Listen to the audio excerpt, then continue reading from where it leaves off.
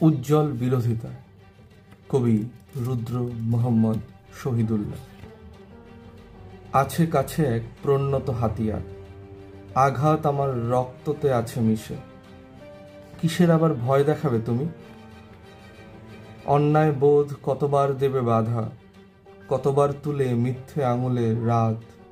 ভুল সান্ত্বনা সাজাবে স্বপ্নচারী, বিক্ষোভ এক আছে আমার বুকে। এমন শান্ত সহজ মাটি, প্রয়োজনে তার প্রতিটি ধমনী শিরা হতে পারে তেজি বারুদের বিদ্রোহ। কিসের আবার ভয় দেখাবে তুমি?